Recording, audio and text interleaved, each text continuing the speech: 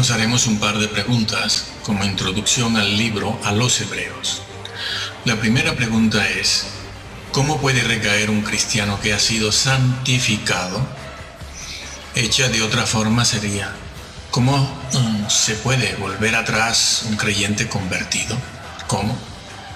Y por último, ¿será que el adulterio es el pecado mencionado aquí, por el cual recaen ellos? Adulterio y fornicación, lugar común siempre para hablar del pecado, aunque hoy en día no se habla del pecado, casi desde los púlpitos. Cuando se hace con una sonrisa de oreja a oreja. Aquellos a quienes escribió el apóstol Pablo no eran personas recién convertidas al Evangelio, no eran creyentes nuevos, no eran ignorantes de la doctrina básica, sino personas con muchos años en el Evangelio, tantos, que Pablo les dice que con tanto tiempo en el Evangelio ya debían ser maestros. Sí, ya debían ser maestros. Solo unos versículos más abajo, en el capítulo 6, habla Pablo de los que recaen y recayeron. No importa a qué grupo se refiera, como ya vamos a ver. Pues bien, en el capítulo 10 y el versículo 29, Pablo se refiere a ellos como los que ya han sido santificados. Pablo dice textualmente: ¿cuánto mayor castigo recibirán los ateos? No. Los agnósticos, no.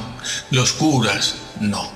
Los islamistas, no dice eso el texto bíblico, sino que dice: cuánto mayor castigo recibirán los que fueron santificados porque eran creyentes. Este término o expresión usado aquí por Pablo, santificados, es el mismo que usa en otras partes de sus epístolas y cartas para hablar de creyentes convertidos. Creyentes convertidos, esta es una doctrina que no se puede cambiar. Además, todo esto que está diciendo y dirá Pablo debe verse teniendo delante la advertencia permanente de Pablo, que siempre se refiere a la salvación de ellos a quienes escribe, en términos condicionales. Si permanecéis, si retenéis, sí. Así como también debe tenerse delante la exhortación permanente de Pablo a ellos a ser fieles, a perseverar, a no retroceder, a tener paciencia. No les pide que se conviertan, no los trata como a personas no convertidas, sino personas convertidas. Pablo los trata como santificados. Una persona es santificada en el momento en que se convierte y el Espíritu Santo viene entonces a morar en su ser. Desde ese momento es santo, llamado a perfeccionar su santidad, a ser cada vez más santo, porque esa es la voluntad de Dios primera. Los santificados son santos y solo se puede ser santo si se es convertido. No se puede cambiar esa doctrina. No importa cuántos grupos sean nombrados aquí o a los que se pueda o pudiera referir Pablo, eso no cambia la verdad eterna revelada por Pablo de que se puede caer. Esto es verdad tanto de aquellos que cayeron, creyentes que cayeron en el desierto cuando se rebelaron contra Moisés, faltándoles fe. Faltándoles confianza y fidelidad, que es otra cosa. Se parece, pero no es igual. Se usa el mismo vocablo, pero es confianza, es fidelidad. Como es verdad también, entonces, de los que en el tiempo de Pablo se volvían atrás, porque por la historia sabemos que sí, que hubieron quienes regresaron. ¿A dónde? Lo veremos ahora. Es posible recaer. También en el capítulo 10 y el versículo 32, Pablo se dirige a ellos como los que un día fueron iluminados. Esta frase también es usada en el capítulo 6 y no solo en el capítulo 10. refiriéndose allí en el capítulo 6 a los que recayeron, como decimos. y a los que ahora en este momento corren ese mismo riesgo de caer. La expresión fueron iluminados significa tener conocimiento de la verdad y andar en ella, y alude sin duda a la conversión a la fe cristiana, cuyo momento culminante en aquella época, como debe serlo hoy, es el bautismo. Por cierto, que en muchas partes, en aquella época, en los 3, 4, 5 primeros siglos, la persona permanecía de 2 a 3 años en catecúmenos, en catequesis, antes de bautizarse. Algunos después también. Bueno. En el capítulo 6 y los versículos del 4 al 6, entre otras cosas, se dice, y recayeron, o, dicho de otra manera, y se han vuelto atrás. Está en el tiempo pretérito, aoristo activo participio. Por lo tanto, no es cuestión de si caen algunos. No se usa aquí ninguna de las 4 cláusulas condicionales del griego, sino que es una afirmación y una certeza real. Los que recayeron, no importa cuándo, no importa qué grupo, es una verdad eterna. Se puede recaer. Algunos allí en el tiempo de Pablo ya lo hicieron. No importa cuántos grupos. Repetimos que eso es verdad, tanto de unos como de otros. Y hoy día los ministros del Evangelio caen en la tendencia moderna de separar la fe de la doctrina, la fe de la obediencia, la doctrina del Antiguo Testamento, la ley de la obediencia o la ley de la fe o la fe de la ley. A menudo la tradición teológica de una denominación o grupo o congregación no hace referencia a textos bíblicos específicos, no hace referencia a la teología bíblica, exégesis versículo por versículo en su texto y en su contexto propio dentro del libro en cuestión que se está estudiando, sino que los cristianos hacen referencia a una teología sistemática, la que pertenece a un grupo, o hacen referencia a algún personaje histórico, es decir, porque lo dijo tal o cual creyente. Raramente se piensa en lo que dice una exégesis versículo por versículo en su texto y contexto propio. ¿Por qué? ¿Por qué no se piensa en eso? Bueno, pues porque nuestra teología sistemática lo impide y no se puede aceptar lo que un texto dice de manera clara por sí mismo en su propio contexto. Lo impide también la teología de moda, los cultos con ingredientes de moda, lo impide el sistema calvinista o el arminianismo o el pelagianismo o el semipelagianismo, etc. Los comentaristas calvinistas, para evitar la fuerza, por ejemplo, de este pasaje, de esta verdad en Hebreos 3, 5, 6 y 10, para evitar la fuerza de esa verdad contra la falsa doctrina de la imposibilidad de apostasía, afirman que este pasaje se refiere a no cristianos verdaderos, sino a visitantes, simpatizantes, sí. Y Pablo los considera como que ya debían ser maestros, visitantes, simpatizantes, maestros, sí. ¿No se han dado cuenta de eso? Pues bien, aquí el vocablo recayeron significa una completa y voluntaria apostasía. No que todos los judíos hubiesen caído así, necesariamente, pero se les advierte y se les presenta un ejemplo real. Algo que es posible, y lo fue. Y les dice Pablo cuál será el resultado de semejante retrogresión si ellos, en lugar de seguir adelante hacia la perfección en el conocimiento de Jesús y la carrera cristiana, tuviesen necesidad de volver atrás a otros tiempos, claro, hace tanto tiempo, a otros tiempos cuando les habló y les enseñó él y otros las verdades bíblicas básicas relacionadas con la vida eterna.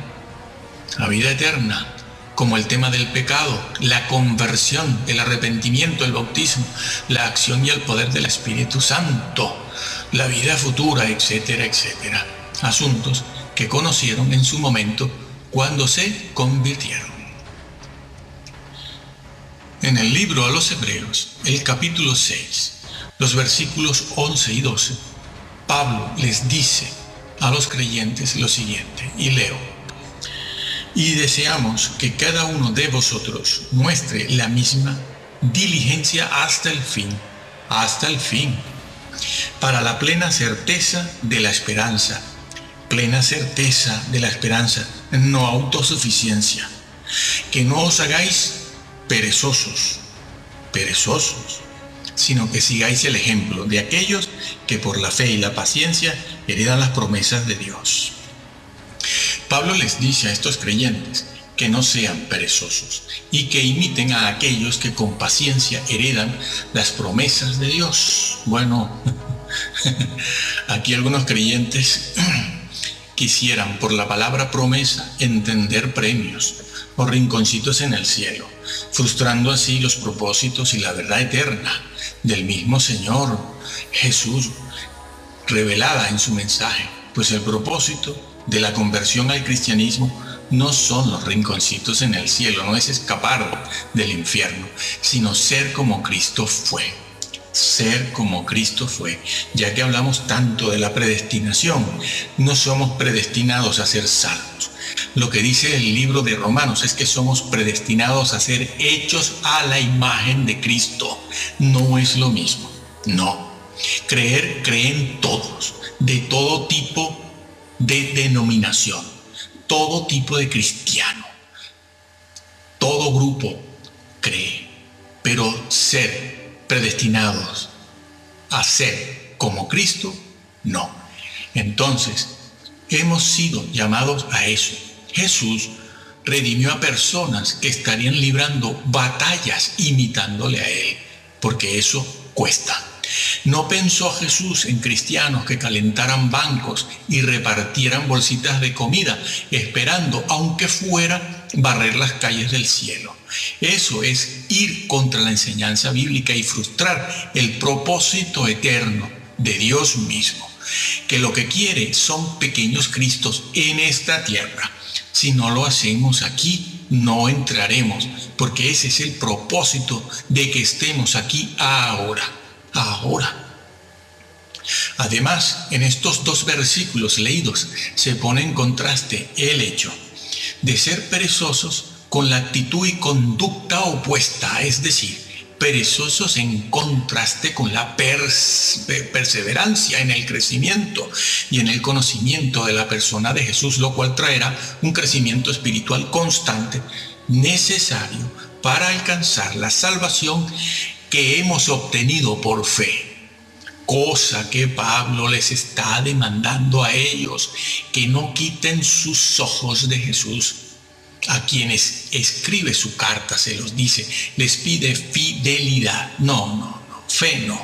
Creer, ellos ya creen. Les está pidiendo otra cosa.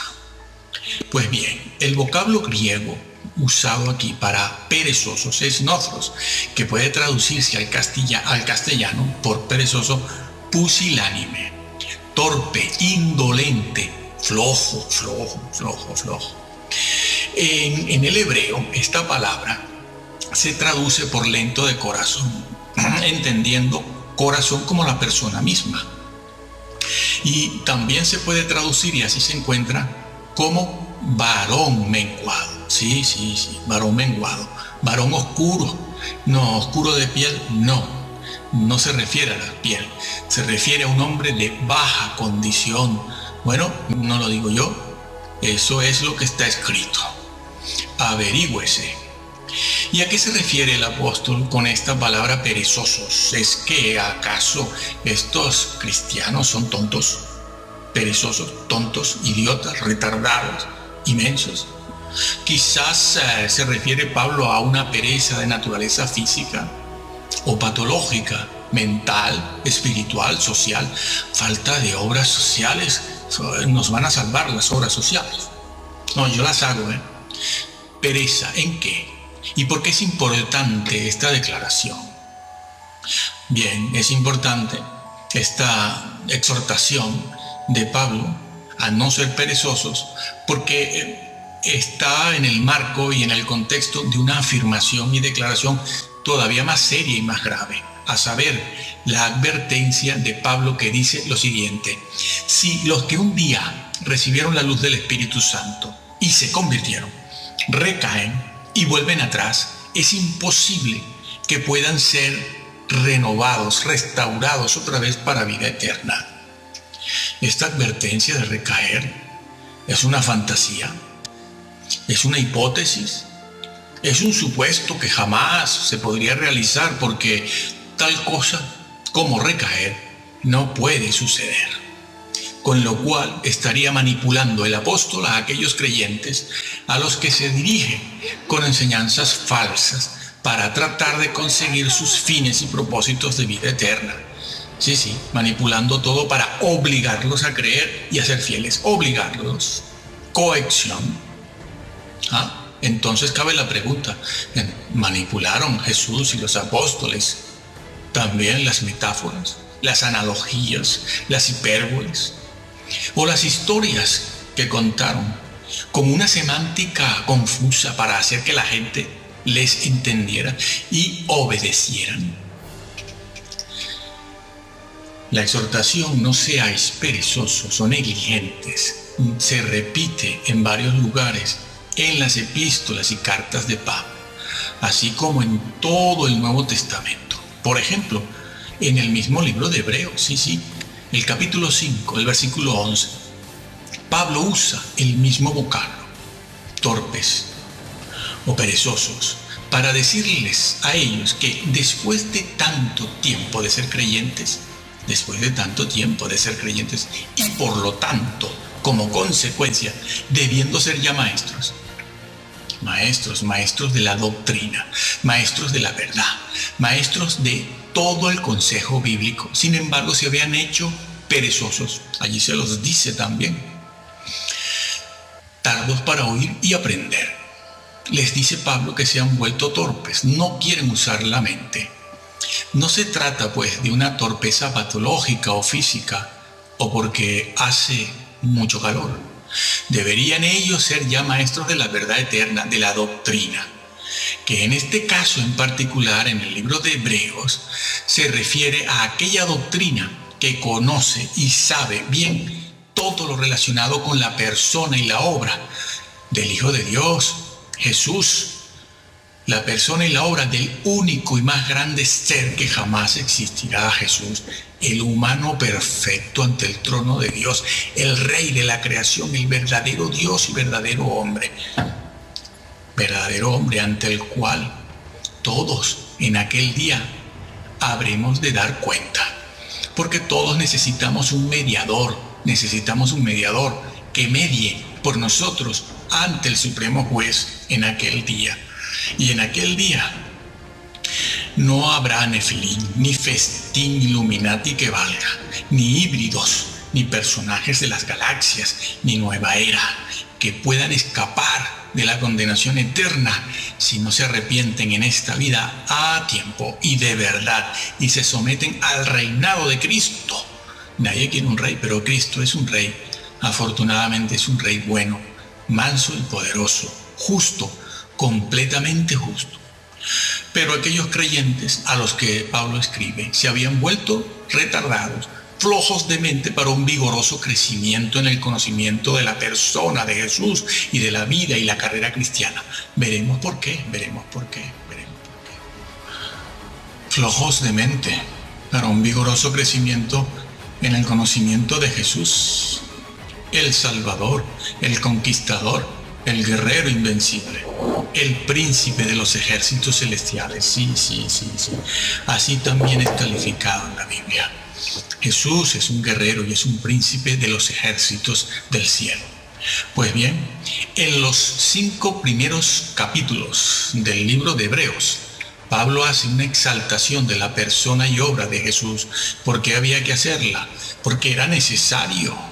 Se estaban alejando del Señor, como vamos viendo.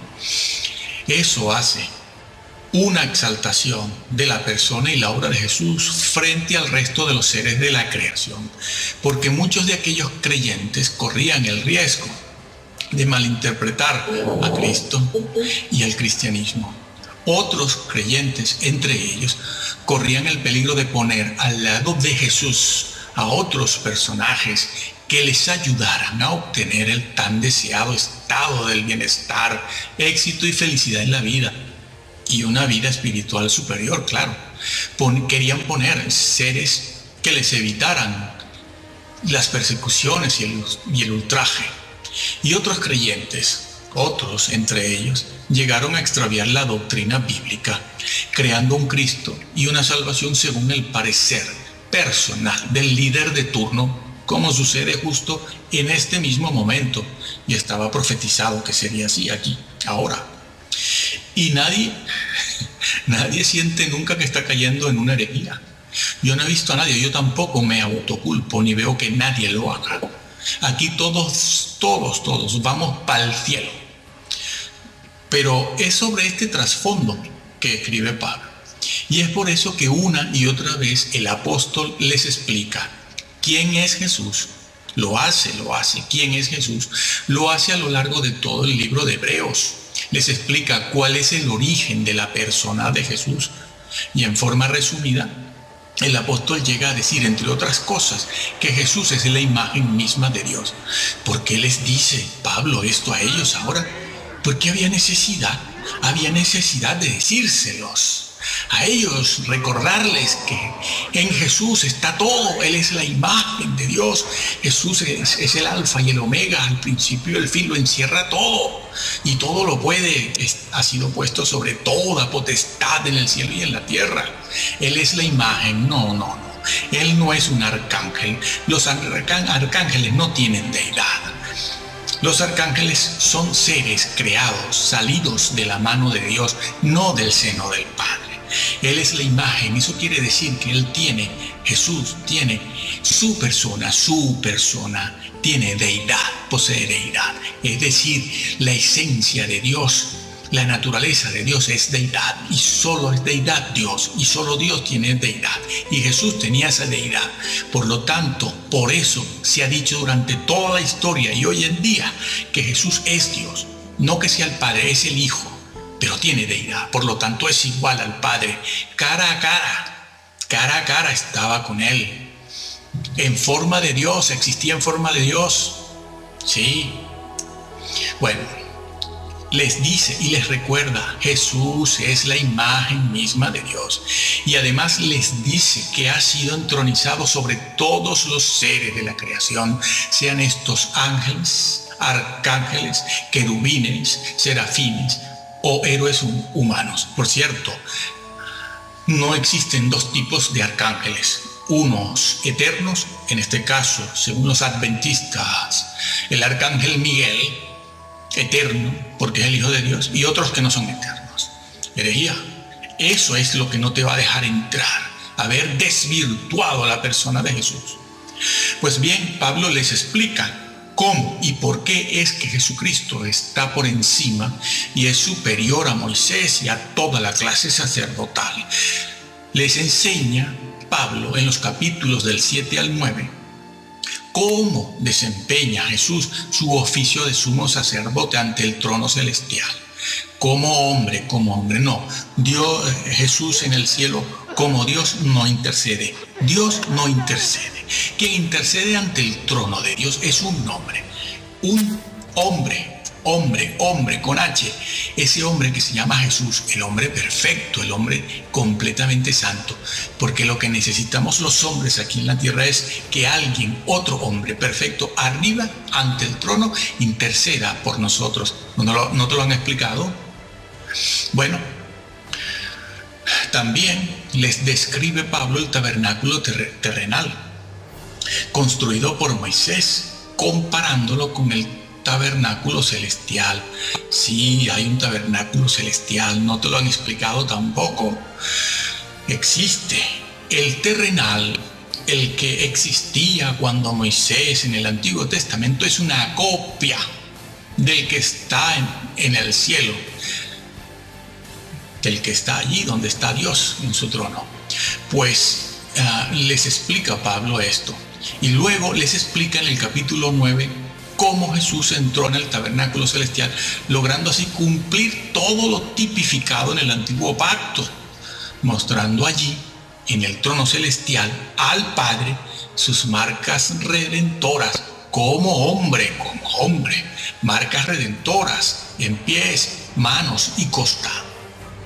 Porque es que si no sabes esto, sabes muy poco de Jesús, muy poco, casi nada. Y por la historia se sabe que algunos de ellos estaban pensando en regresar al judaísmo. No que dejaran a Jesús, como nos gusta creer, que abandonaron a Jesús. No. No todos abandonan a Jesús para regresar al judaísmo, a la circuncisión, a las antiguas leyes sacerdotales, sino que al lado de Jesús querían poner a Moisés también. Eso también se hizo. Pues bien, ellos querían regresar otra vez. Siendo cristianos, querían regresar a Moisés. Muchos de ellos, no todos. Con lo cual estaban invalidando el sacrificio de Cristo. ¿Se entiende? Que no podía ser repetido. Pero quizás con ello, pensarían ellos, podían así evitar tanta persecución, sufrimiento y dolor, porque en aquella época los perseguidos eran los cristianos, no los judíos. Y si ellos habían hecho o hacían esto, recaían de nuevo. Otros creyentes pusieron elementos de la cultura, elementos de la sociedad y de las creencias religiosas de su tiempo al lado de Jesús, violentando con ello los dos primeros mandamientos de la ley de Dios, que dicen que no tendrás dioses ajenos cuando vengas a mí. Cuando vengas a mí, refiriéndose a todo aquello que puede ocupar el lugar de Dios cuando nos presentamos delante de Él en oración. Esos dos primeros mandamientos se piensa que se refieren a las imágenes o esculturas, y eso es idolatría. Pero esos dos mandamientos dicen que no te harás imágenes, ni vendrás con diosesillos delante de mí. Cuando vengas a mí en oración, cuando te presentes, cuando estés conmigo. Esos dos primeros mandamientos no fueron escritos para la Iglesia Católica solamente, sino para creyentes. Son mandamientos para creyentes. Cuando vengas delante de mí, no vengas con tus diosesillos sociales, con tus cositas, con otras cosas que ocupan mi lugar. Esa es la idea, cosas que ocupan el lugar de Dios. A Dios eso no le agrada nada. Él lo está viendo. Él ahora no dice nada. Todos vamos a ir a juicio. Todos. Allí se sabrá todo eso. Pues bien, en muchos extravíos cayeron también los creyentes cristianos gnósticos de aquella época. Les parecía que Jesús no era suficiente y se asimilaron a las creencias y prácticas gnósticas para completar y complementar a Jesús. También cayó en extravío Marción el hereje, los arrianos, los docetistas, ebionistas, y en décadas más recientes, en los últimos 200 años, los ruselistas arrianos, otros que niegan la deidad de Cristo, un Dios de segunda. ¿Dónde está eso? El Dios solo puede ser de primera clase, de primer orden. No existen dioses de segunda clase. Un Dios que no es todopoderoso, dicen que es Jesús, entonces no es Dios. Porque Dios, por principio y por descripción y definición bíblicamente, es todopoderoso. Si no es todopoderoso, entonces no es Dios, era otra cosa. Bueno, los ruselistas arrianos, los adventistas, los del arcángel Miguel y los actuales evangélicos, yo lo soy. Hoy, creyentes de corte evangélico al lado de Jesús ponen, como hemos visto en la puerta de algunas iglesias, un póster o un afiche de Gandhi. Si al lado de Jesús ponen a Gandhi o a la Madre Teresa, ¿saben lo que hizo la Madre Teresa? O mejor dicho, lo que no hizo la Madre Teresa. ¿Lo saben? La nombran desde los púlpitos como una gran cosa. Y después siguen hablando de Jesús. ¿Le gustará al Señor eso? Ponen a Agustín, a Calvino, a Martin Luther King. ¿Saben si Martin Luther King creía en qué? ¿Qué creía Martin Luther King? Yo no lo sé, ¿no? Averigualo. Ponen a Patton, ponen a Sócrates. Promueven prácticas de perfil psicológico, filosófico, oriental. Dan talleres, cursillos de prácticas hinduistas, como si el Hijo de Dios no fuera suficiente. No fuera suficiente para todo lo que implica la salvación y las batallas de la vida diaria. De la vida diaria. Los cristianos están aburridos. Nuestros hermanos del pasado no tuvieron tantas cosas. Pero hoy existe en el ambiente un extraño afán por lo nuevo, la novedad, el cambio. Todos quieren ver algo nuevo. Están aburridos de tanta ley, tanta Biblia, tanto rollo. Tanto rollo, dicen los creyentes hoy en día. Aburridos. Existe mucha superficialidad doctrinal que no les permite entrar en las profundidades de Yahvé, porque cada semana falsos maestros o hermanos en la fe no llamados, no suficientemente preparados, les dicen que, bueno, la ley pasó de moda, el Antiguo Testamento casi ya no tiene valor, mejor lo quitamos, o como me han dicho a mí, Dios no puede ser conocido, porque Dios es muy grande, incomprensible. No hemos de hablar de Él. ¿Para qué? Los hermanos no lo van a entender. Dios es muy grande. Miren, lo que de Dios no se puede conocer no está registrado en la Biblia. Dios no reveló aquello que no puede ser conocido por el hombre. Dios es mucho más de lo que hay y está en la Biblia. Lo que sí está en la Biblia es lo que Dios revela porque sabe que el hombre puede y tiene que conocerlo.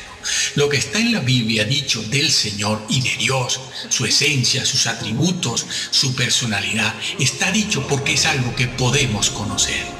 De lo que de Dios se puede conocer está revelado, y lo que no se puede conocer no está dicho, y nosotros ni lo sospechamos. ¿Por qué? Porque nuestra mente es limitada. Dios es tan grande que puede encontrar defectos o limitaciones en sus ángeles. Lo dice la Biblia, no me lo invento. Léase, estúdiese. Es tan grande Dios que puede encontrar limitaciones, defectos, necedad en sus criaturas, sus ángeles. No, los ángeles no pueden pecar. ¿Cómo que no? ¿Y la rebelión quién la armó? Nada menos que la mano derecha de Dios. Sí, sí que pueden. Sí que pueden ser necios. Pues bien, aquellos creyentes a los que escribió Pablo no eran personas recién convertidas, como dijimos antes, a las cuales les habla el apóstol Pablo. Incluso en el pasado, esos creyentes, hebreos, judíos y paganos, creyentes cristianos, cuando se convirtieron, estos creyentes sufrieron y experimentaron fuertes padecimientos como cárceles, vituperios, tribulaciones, despojos, ultrajes, y fueron hechos espectáculo público. Sí, y en ello habían cumplido la voluntad de Dios. Sí, Pablo se los dice. Dice, en eso han cumplido con la voluntad de Dios, porque esa es la voluntad de Dios.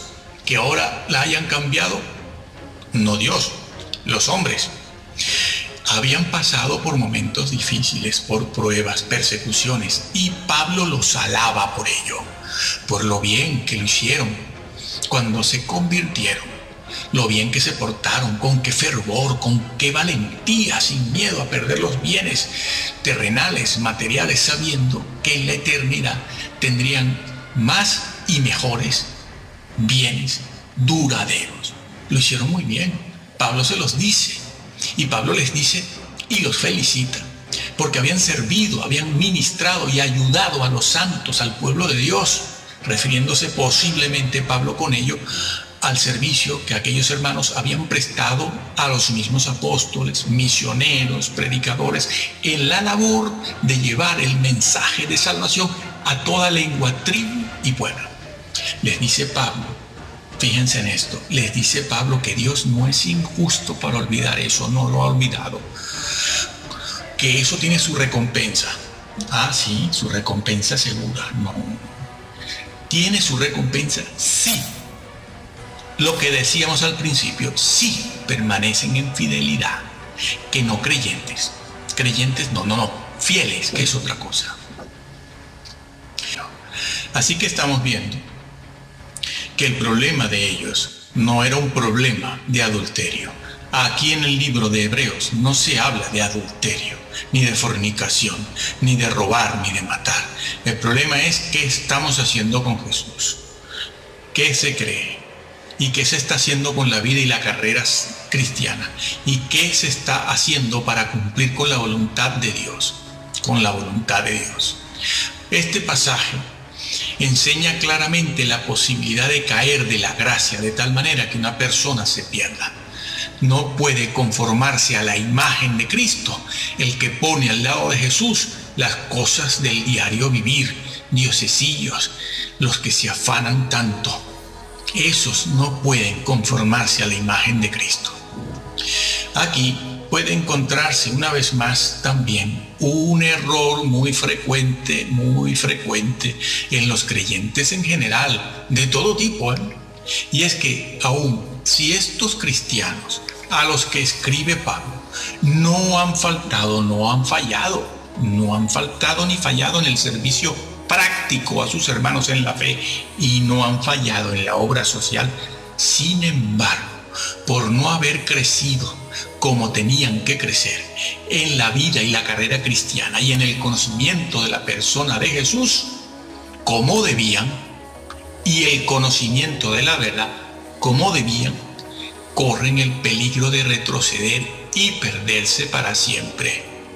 Aquí hay una gran verdad que la enseñó Jesús cuando también le señalaba los defectos a su pueblo y a su clase dirigente. Sí, el Señor señala defectos, lo hizo, y no solo lo hizo con su pueblo, lo hizo con las 7 iglesias de Asia, también lo hizo. Les dijo todo lo que estaba bien y todo lo que estaba mal y no le gustaba. Incluso llega a decirle a una iglesia: borraré el nombre de aquel que no ande en santidad, lo borro. Los nombres se pueden borrar, eso no es una hipótesis. Eso que dijo Cristo no es una manipulación, es cierto. Bueno, ¿y qué fue lo que dijo Cristo? Es necesario hacer lo uno tanto como hacer lo otro. Mateo 23:23. Era necesario, son necesarias las obras sociales, es necesario ayudar a los hermanos tanto como crecer en el conocimiento. No eran perezosos para regalar bolsitas de comida y hablar de Gandhi y hablar de este y del otro. Para eso no son perezosos, pero para lo otro sí que lo eran, y eso les podía llevar una sorpresa. Es necesario hacer lo uno sin dejar de hacer lo otro, a lo que los creyentes de los últimos 180, 200, 250 años han dicho: caramba, ¡qué severo, qué severo! Sí, como aquel siervo que tenía un solo talento y lo escondió, y el Señor le dijo: ¿dónde está tu talento? Y ese siervo infiel no solo le dice al Señor que no hizo nada, no solo le dijo eso, no he hecho nada, lo escondí bajo tierra, sino que además lo acusa y le dice: bueno, es que tú quieres recoger donde no siembras y pides lo que no das. Sí, los creyentes son así. Claro que el de la historia de Jesús fue abierto, porque Jesús desenmascara todo, pero en las iglesias no. En las iglesias están escondidos. Ponlos tú a estudiar la Biblia como se debe y ya verás que van a saltar todos del asiento, acusándote de severo. Pero es mejor cumplir la voluntad del Señor. Hoy los creyentes son muy delicados. Lo han sido siempre los creyentes, pero hoy es una cosa que es un atentado contra la democracia. No digas esto. porque es un atentado contra la libertad. En el cielo no hay democracia. Bien, luego, una vez que Pablo los exhorta a no ser perezosos, y con esto nosotros vamos terminando, los anima a ser diligentes, imitadores, y les pide fe y paciencia. En primer lugar, les dice y les recomienda que deben ser diligentes. La palabra diligencia aquí significa rapidez, velocidad. Sí. Velocidad, rápido. Sí. Se trata de una persona que anhela hacer algo rápido, que tiene rapidez en hacer algo. Siempre tiene esa actitud, esa conducta. Es hacer algo con fervor, con anhelo, un celo arduo por hacer algo, dedicarse a algo que tiene. Eso es lo que quiere decir Pablo, hacer algo. Tengan ustedes fervor, anhelo, celo arduo en buscar al Señor y en servirle y todo eso. Pero hay una cosa curiosa que dice Pablo aquí, dice que deben mostrar ese celo arduo y ese fervor en el momento de la conversión. No, dice celo arduo y ese fervor hasta el fin, no solo al principio, cuando te convertiste hace 12, 20 años, 30 años. Es hasta el fin. Que por cierto, que esa es una enseñanza que está en el Antiguo Testamento y está en el Nuevo. Pero viene del Antiguo. Bien, estos hermanos habían sido muy diligentes en las obras benévolas, sociales, etc. solamente. Pero ahora les toca, si siguen la recomendación de Pablo, mostrar diligencia en el crecimiento, en el conocimiento, avanzar en la carrera cristiana, hasta el fin. Y les dice que sean imitadores para ellos sean imitadores ¿de qué? Pues de todos los santos que el apóstol menciona en Hebreos 11. Nombra a Abraham y nombra a varios reyes. Supuestamente está Daniel nombrado allí.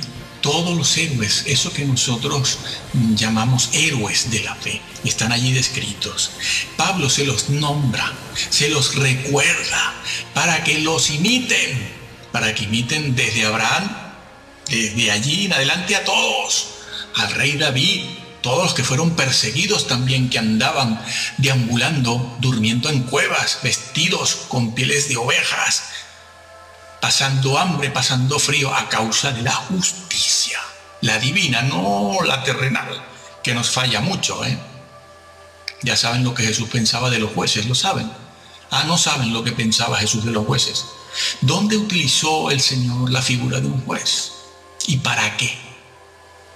Un hombre hubiera utilizado cualquier otra cosa, pero en Lucas 18, hablando de la viuda y el juez injusto, ¿qué opinión tenía Jesús de los jueces? Bueno, y de aquellos jueces también que le juzgaron a él. El hombre es hombre. Maldito el hombre que confía en el hombre, dice la Biblia, y maldito el hombre que detiene el juicio de Dios. ¿Lo sabías? Por eso aquella gente de Hebreos 11 eran tan grandes, porque eso lo conocían y lo vivían, lo tenían interiorizado y así vivían. Ninguno de nosotros sería capaz hoy en día de enfrentarse en una conversación con un hombre así, porque ¿sabes lo que le decimos? Este hombre es un dictador, atenta contra la libertad y la democracia, es un mal educado. No, eran los profetas de Dios. Y Pablo les dice a ellos, imítenlos. Utiliza la palabra fe y paciencia. Por fe, ya saben, que no es simplemente creer, sino fidelidad, perseverancia. Y paciencia es longanimidad, grandeza de ánimo. Imitar a aquellos que a pesar de los sufrimientos fueron firmes ante los males que les afligen y fueron fieles a lo que Dios pedía. No acusaban a Dios de ser severo, como hacen hoy en día, implícitamente, porque eso por la boquita no le sale a nadie, pero lo llevan en el corazón. A veces conscientemente y a veces no se dan cuenta y lo muestran inconscientemente. Concluimos aquí. Hermano, ¿amas la verdad? Lee la Biblia tú solo. No te ayudan en la iglesia tu pastor, ayúdalo tú a él. Lee la Biblia. ¿Qué edad tienes? No importa. Muchos hombres se han convertido con 50 y 60 años y han hecho carrera. Han hecho carrera. Tienes mucho que hacer, tengas la edad que tengas. Tengas la edad que tengas. Tienes mucho que aprender, que averiguar, que aprender de tu Señor para que le adores. Quien no conoce al Señor no lo puede adorar. ¿Qué adoras tú? Una figura. Tú adoras a la persona. Pero la persona has de conocerla y valorarla. En la medida en que conozcas y valores, en esa medida se da la adoración. La adoración en la Biblia, ¿sabes qué significa? Conciencia reflexiva. Donde no hay una conciencia reflexiva en cuanto a los atributos de Dios, no hay adoración. Habrán saltos. Habrán estas banderitas que sacan en la cancha olímpica. Las chicas, las muchachas, las mujeres, cuando salen a bailar entre un descanso y otro y mueven las banderitas y todo eso, eso lo están haciendo en las iglesias, con esas cintas de colores tan bonitas. Eso no es adoración. Ni siquiera llega a la altura de la alabanza. Porque quien no conoce al Señor no lo puede alabar. Estás alabando al Jesús de tu propia mente, de tus propios conceptos, según tu nivel intelectual. Algunos no tienen ningún nivel intelectual. ¿Por qué? Bueno, porque las cosas en la vida son así. Por lo tanto, de Jesús, nada, absolutamente nada.